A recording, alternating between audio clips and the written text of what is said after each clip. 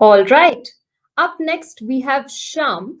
Shyam is a technology enthusiast who enjoys building systems that solve complex problems at scale.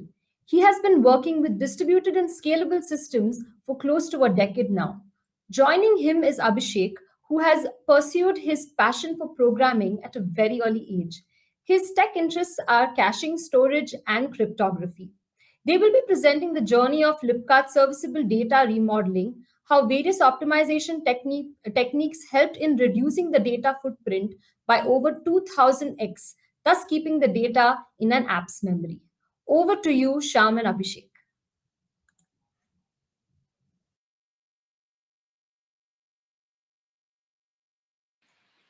Thank you, Antonia. Thank you so much. Uh, Good afternoon, everyone. I am Abhishek Tyagi, and I'm joined with Shyam Akirala. We both of us work at Flipkart. Today, we'll be presenting the case study and its implementation of remodeling the Flipkart serviceability data and optimizing journey from 300 GB to 150 MB. This case study is essentially solved for a class of problem which are generally attributed by large hot data sets, computation heavy workload. They serve planet scale and are generally distributed in nature. So before we get to the solution and the algorithms of it, we would like to take a few minutes and explain the problem statement in itself. Uh, and while doing so, when we are in the solution phase and all the algorithms that we discuss, so that you can relate to them, right? So without further ado, uh, we were talking about serviceability. So what is essentially a serviceability? This is essentially a logistic capability to move an item from a location A to location B. Generally in this case, location A could be a warehouse or a seller location, and B generally is a customer location. And you would be wondering how is it essentially surfaced on Flipkart. So if you ever go to a home page and you click on a banner or you search for something, you see a host of results. So all the products that you see there are generally available and serviceable. That means there is an inventory to it and there is a network that exists for it. But in this example, you see some with a circle, non-deliverable. What does that mean is there is inventory, but there is a logistic challenge or some stress on the network. Hence, you are unable to, will not be able to deliver this item right now to your location. Along with that, when we go into product page or the cart and checkout, you see even more details about the serviceability. So, for example, the Samsung phone, you see on this particular pin code, there is a delivery date that is also visible. There are other options that are there for this phone also visible here. And if you say look at the cart page, you see different services of the delivery itself. Say, for example, if it is possible to deliver on the same day, or the next day, or any of other detail that you want to show here. So this is what we call the serviceability. And the date that we see is what we call it a customer promise date. Right. And if we go in the background that how all of it is essentially captured and calculated, you would be, say for example, if you're buying a phone, so generally it starts from warehouse, then a series of mother hubs, then eventually to a delivery hub, and then from a delivery hub, it goes to a pin code. That means it's a customer location per se. And if we take a peculiar or a particular example, say if you're buying a phone, it gets picked from a warehouse and goes through a mother hubs and delivery hub and to you, right? Just one particular instance, we generally call that a lane. So we'll spend a minute on the lane itself because that's where the most of the complexity lies. Right? A lane is essentially generally a path between a pin code, which is a source pin code, to a destination pin code. In this case, say 560066. This is a say a warehouse, and 415001 is a customer pin code. Now, this lane would have a lot of services. For example, there could be possibility of a same day delivery. next day delivery, regular delivery. Within that, there could be surface, air delivery, and all of that. So whole of host of services that we. And generally, these services are provided by what we call vendors, e-card, delivery, Blue Dart, FedEx, etc. And as we talked about, these lanes exist for a time duration. They could be for a month or a couple of months, and so on. And each of these lanes, since they're provided by a different vendor and they have different SLA, that means when a product can be delivered, has an associated cost to it. So if it is a faster delivery, it is going to cost a little more than the one which is slower. And of course, they are governed by a lot of policies, which means if there is a prepaid only allowed in this lane, or even there is a prepaid, you still have a limit to it. Same thing goes for the COD, cash on delivery, a limit for the COD. And this, or you could say this lane is only for a small items or for mobiles and things like that. So that all of that attributes essentially describes a single lane. I hope you are with me till now. Now we are going to talk about what are the general query patterns that we saw on this data and what generally is the scale. So generally we have two types of queries. One which is Boolean that you saw in the search browser example. Is this product serviceable to this destination? Which generally are amounts to close to 50 million queries per second on per product level. The second type of query, if you see, are a little more detailed. How soon can it be delivered? What are the different services available, and so on. They generally require a little more data than that, and general scale is about 3 million queries per second. And how we have been serving these queries earlier. So I'll just quickly go over the architecture that we had earlier. It's a fairly standard architecture for multi-high throughput applications. So you have ingestion app, you put all the data in a document store or a transaction store. You put that into a compute app so that you can create read-friendly views, essentially, which can when the key value pairs, and then when the user path request comes, you can serve essentially read from the key value stores, compute on top of them, and provide the view. So here in this case, if you see, there are two different clusters that we have. One for the Boolean serviceability data store, which essentially is say, can this product be delivered to this location? And the detailed one, which was asking for a few more details, like when this product can be delivered. Some details about the detailed serviceability store. We'll talk about the scale and the storage. The key is again source, destination, date, and all the policy permutation. The combination that we have. Scale is, if you look at it, we store close to 760 million keys. The batch QPS is about 200,000 queries per second on top of it. 99 percentile latency that we look for is under 50 milliseconds. And the logistic scale essentially is how many sources that we pick data from. It's about 10,000 plus. Our destination is pretty much all of India.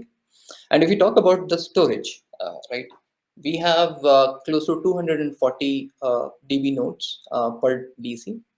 This is heavily sharded, 80 shard, one master, two slave, and close to data size of 300 GB.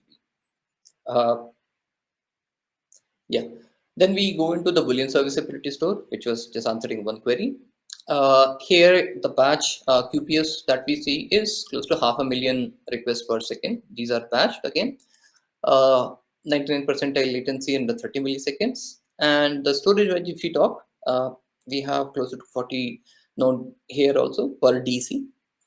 And this per DC is important because we run into multiple sites and data centers, and net size that we have is about 140 GB.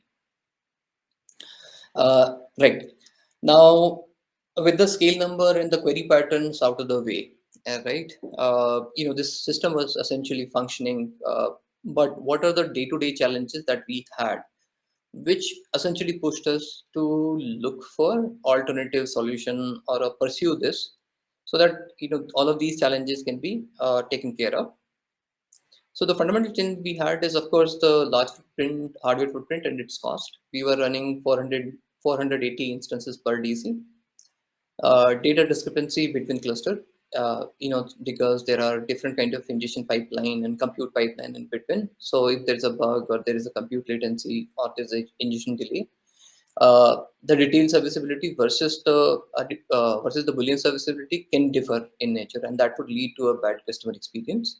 Of course, our network is expanding. We are adding a lot more stores, etc., into our network. Normal Flipkart organic growth is pretty fast and pretty crazy. And of course, we're launching new product in future. Then we also want to show a higher accuracy signals, which we haven't been showing earlier, say showing you a customer promise date on a search browser, on him homepage.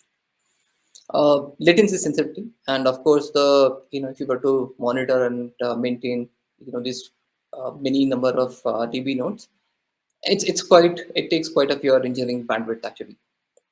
So with these challenges as a principle, we started looking for solutions. So quick top of the mind solution generally you would have is, as you remember, we were storing the data at a date level. Can we merge into a date ranges, or we merged both the cluster and have a single one, so the inconsistency is not there and we can scale it, but that doesn't solve pretty much anything. Or even the most favorite of all is, can we choose a different data store? In isolation, some of these can solve partially a few problems, but as a long-term solution, it will not solve anything actually, because in 6 months that scale will be so much that you will have to again go back to the same state. So we started looking at, can we do something better, and what do we know about our data? Our system, or specifically this particular flow, is read heavy. The read to write ratio is pretty much 99 to 1. And the update doesn't need to reflect immediately because it's a network data. We can batch the request and batch the updates and apply them in one shot. So with that information, can we do something better? And that's what we pursued. So the theme that we started on, or the objective that we started on, was, is it possible to store the entire data on the memory itself and get rid of the data store?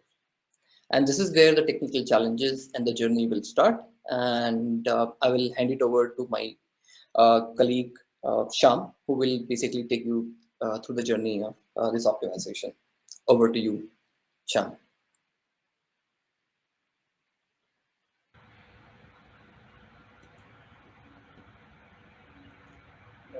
Hey guys, thanks Abhishek. Yeah, usually, so how do we exactly approach this particular problem?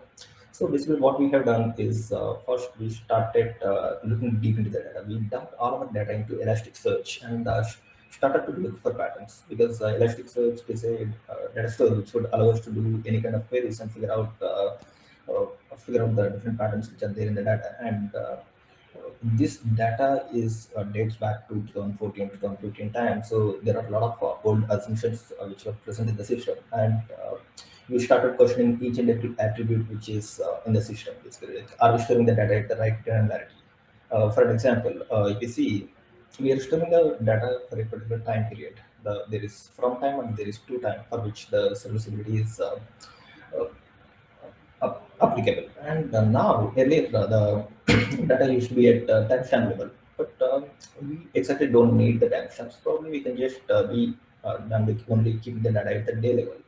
So several such old assumptions was there, and we started questioning each and everything. And along with that, we asked the standard set of questions which anybody would ask when choosing a data store or solving a particular problem. Like, what are the query patterns which need to be supported? What are the scaling rates? And what is the turnaround time which is required for the ingestions? So these are the standard set of questions we started asking.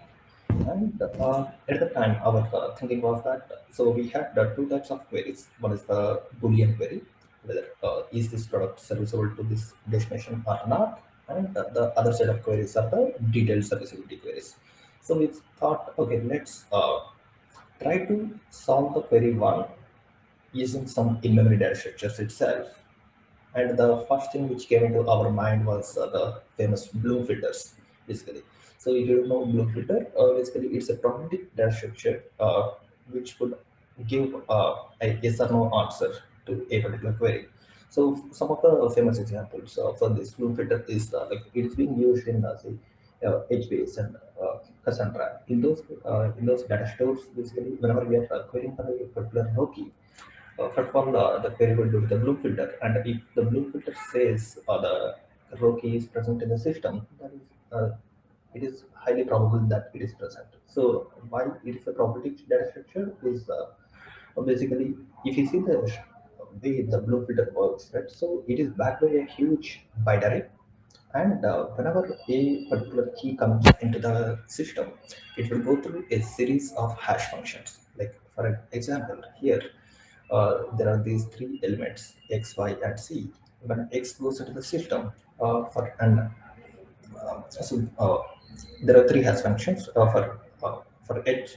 From h1 hash function, we are getting the index as 1, and from h2 we are getting 4, and from h3 we are getting 11. So to put into the Bloom filter, first of all, we will figure out the indexes, and we will go and set those bits. And this is in the write path. And if in the read path, the similar thing happens. The lookup would go through a series of hash functions, and if all the bits which are need to be looked up are set, that means that the element is the element is present in the set with a very high probability. And if at all there is any zero, that means the element is definitely not present in the set. And this probability number is something which can be configured while creating the Bloom filter itself.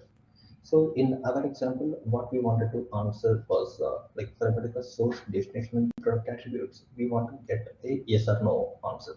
So we created a large Bloom filter for that. We had around 1 billion combinations of these items. So we created a Bloom filter with 1 billion size actually.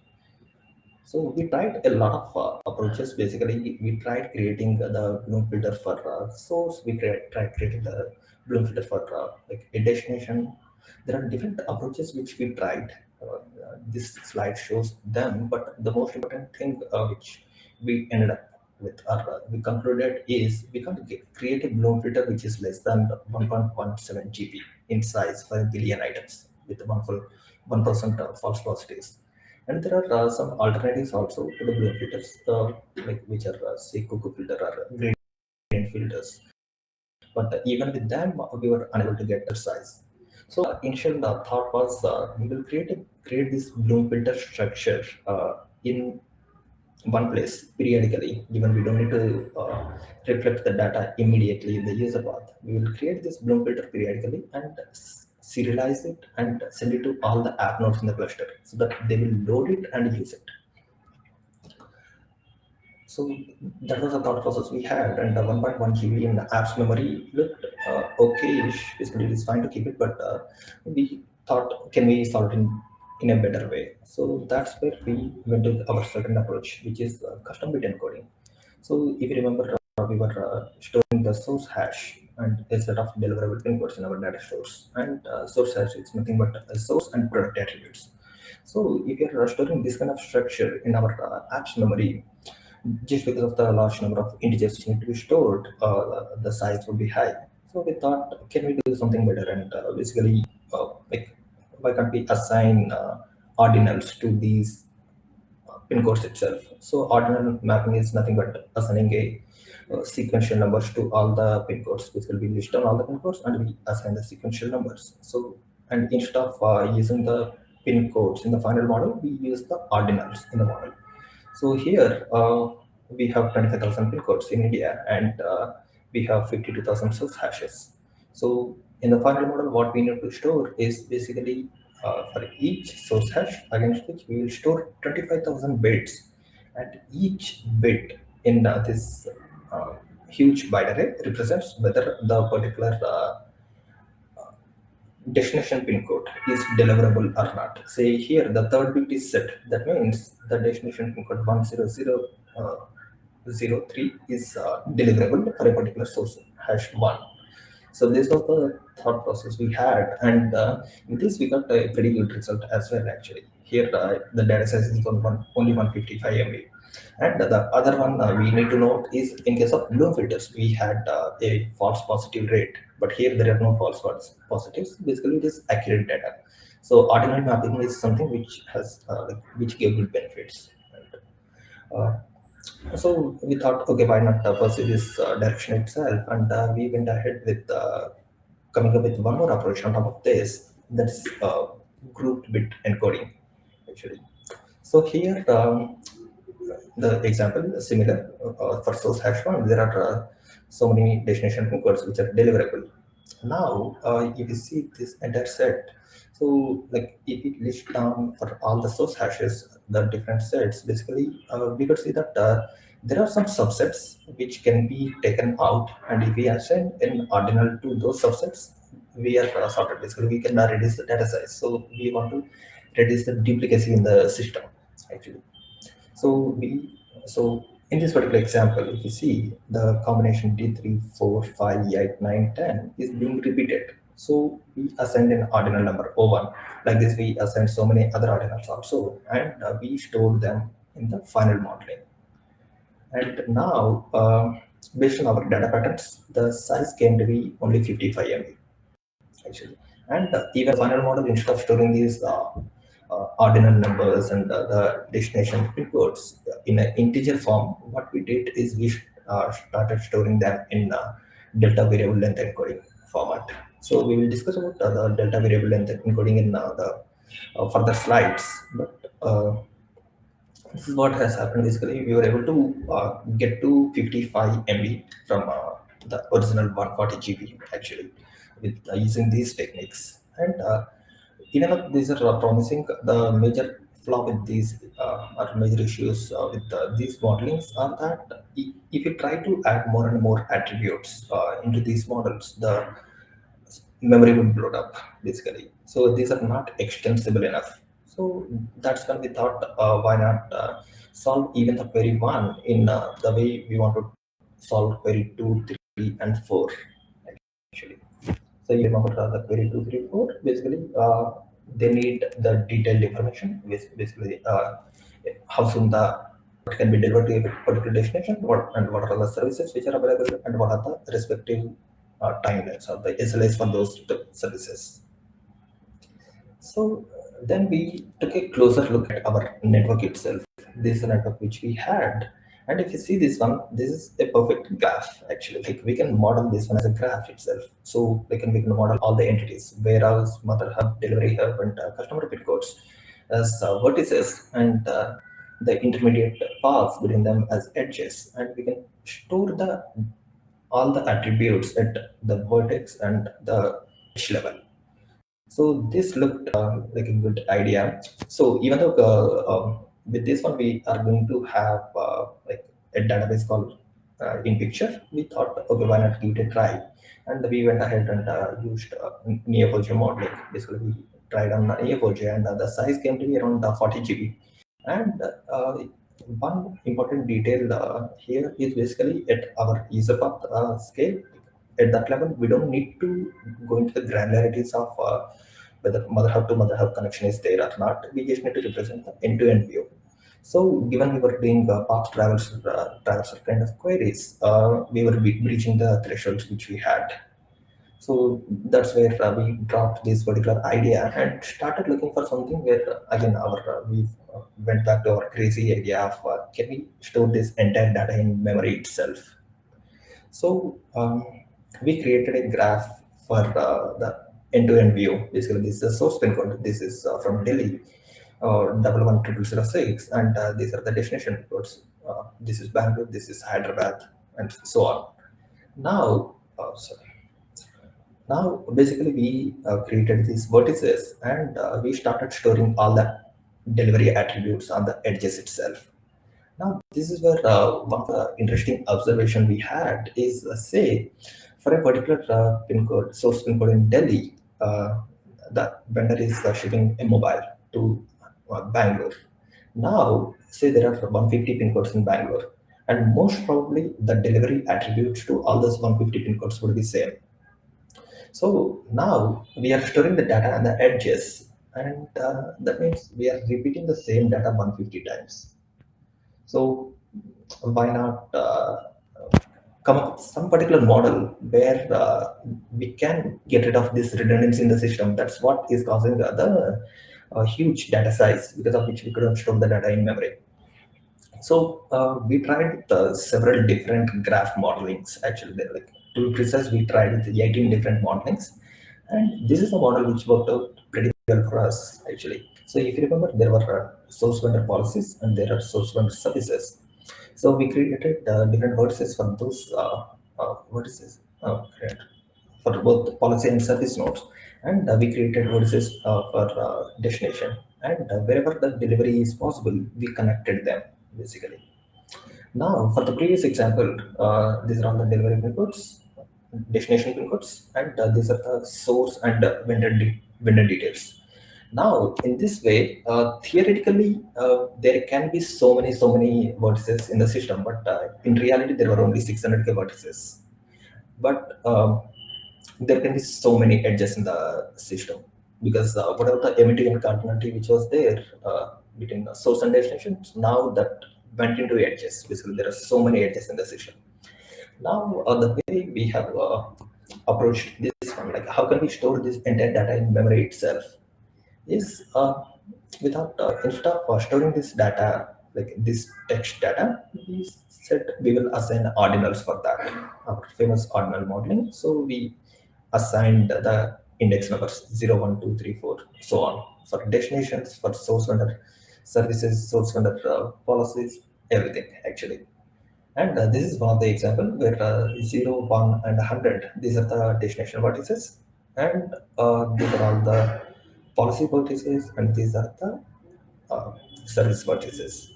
Now the problem statement reduced to how can we represent a graph which is full of sequential integers in memory, and which has so many edges. And there are multiple ways to represent a graph, like adjacency list or adjacency matrix. But the answer which we found is adjacency list, basically. So if you take this particular example, 0 is connected to all these vertices. Now, like, so those are 12, 13, 2, 4, 9, 5, 15, and 11. How do we store this data? Basically, the direct way is like just keep a list of integers, and each integer will take 4 bytes, and you're having a list of all the destination vertices basically. But instead of doing it that way, what we figured out is let's sort them first, and represent, like, instead of storing the actual value, store the delta value in memory. So that basically right now we are trying to reduce the integer space. Basically, we are trying to represent smaller integers instead of the larger values. This is important for us because we want to store the entire data in variable length encoding actually. So just for this particular example, right? So if you have to represent 15, earlier it has to take, like, say 4 bits. Now instead of 15, we just need to store 2, basically using delta variable length encoding. So how exactly the delta variable length encoding works? Just to give a brief summary of it, actually there is a pretty good Wikipedia page on it. Do give it a read, and it is quite useful actually. So the way it works is, so in JVM generally for an integer it takes 4 bytes. So in delta variable length encoding, in variable length encoding, basically it would be only the required number of bytes would be used. So to represent 4, only 1 byte is required, and to represent say 16,383, there are 2 bytes which are required. So the 7 bits here are basically, like, so in the total 8 bits, the MSB is used as an indicator to figure out whether the next byte also need to be considered for the calculation or not. If it is 0, it is not considered. If it is 1, it is considered. So here for 4, that's why it is 0 in the MSB version, and for 16383, in the first byte, the MSB is 1. That means even the next byte needs to be considered in the calculation. So using this one, basically even many large values can be represented using very few bytes. So given now we have to store a lot of integers in the system, this particular format has helped us a lot. So here, internally, how exactly the entire graph is stored is it is stored using two binaries. This is the sources, or like basically the destinations integers or source vertices, and there are so many adjacency lists which are kept one side by side. Instead of storing them individually, we put everything in one huge encoded binary. So always the query would start from the destination pin code, and it would go to the particular segment of this in this particular binary. It would be fetched and decoded, and the information would be passed on to the application. So these are all the policies.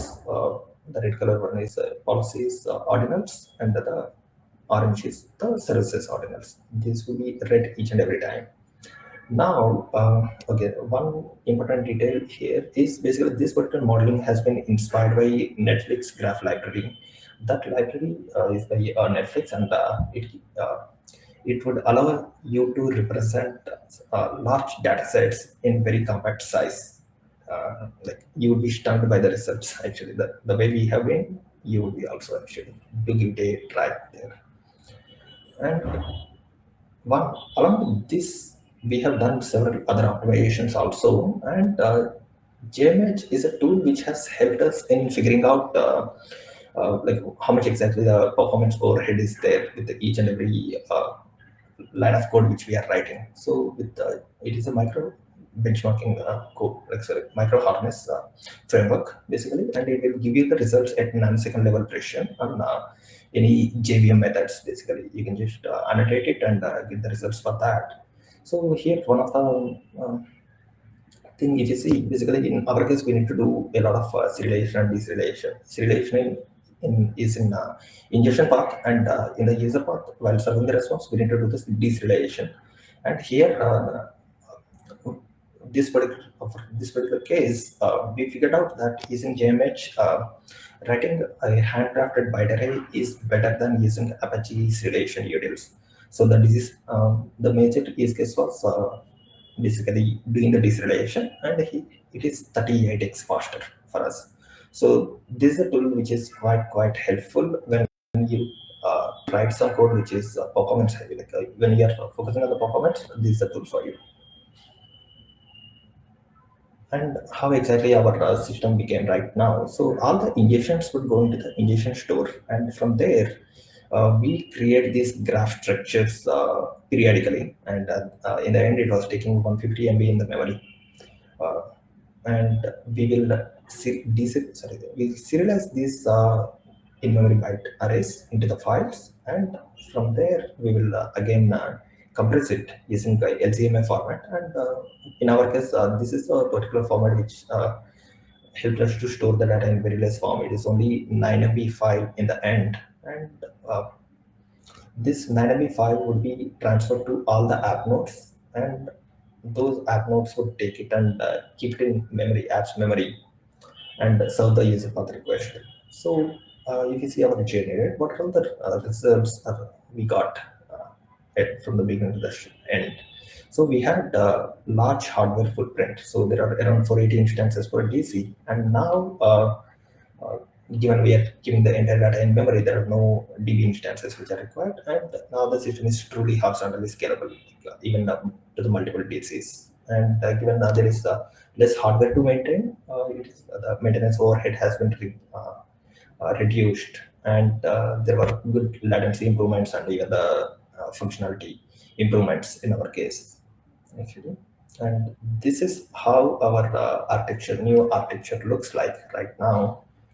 So that we again do the injections into our injection store, and there is a processor which would take up like which would get the entire information or the details into this particular application, and it would create the graph. Actually, the in-memory binaries it would create, and it would compress it and put the object into this object store, which is geo-replicated. From there, all these apps would take the graph and load it in memory and serve it in the user path. So this is how our current architecture looks like, actually. And uh, so coming to the learnings part, basically what has helped us is knowing the data in depth. Basically, like we were questioning each and every assumption we made in 2014, 2015 at that time, and we spoke with a lot of product managers, and we spoke with the category team, the planning team, who is using this data, and we questioned each and every attribute which is coming into the system. So yeah, basically understanding the data in depth would definitely help you to figure out what are the right structures to use whenever you're representing it and how to store it. And in our case, the other thing which has worked out pretty well is even though there are some quick top of the mind solutions, we went ahead and explored the new ones, basically the crazy ones. At the start of the exercise, we never imagined we can store entire 300 GB in 150 MB, but using different data structures and keep on doing trials with them and trying to represent our data in the various forms helped us in reaching this particular state. So, and we have used tools like JMH or object size calculator in each and every exercise. And basically, whenever something is not working out, we were immediately moving on to the other one and failing fast. So, these are the learnings which we had from our exercise, actually. And with this, I'm concluding our session. And thank you so much for your time. We have even published a blog post on this work, and it is live on Flipkart Tech blog. Using this QR code, you can go there and get more details about this, and even the variable length encoding, and all other hyperlinks which are required. Everything is present in the blog post. Do give it a read. And now we are open to the questions.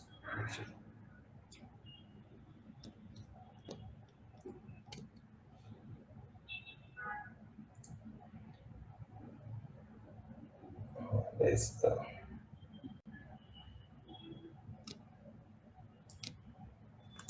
Unfortunately, we've run out of time for questions here, but please do move on to the networking zone where you can speak with Shyam and Abhishek. Shyam and Abhishek, thank you so much for that lovely session. Audience, please click on the poll that will appear on your right side of the screen to rate this talk. Like I said, if you have any further questions, please move to the networking launch. There is a specific room called Breakout Room 2 Speakers, which is for these specific speakers, and you can catch them there. Before we continue to our next talk, let's break for lunch. See you all back in the breakout rooms at 2 p.m. Thank you.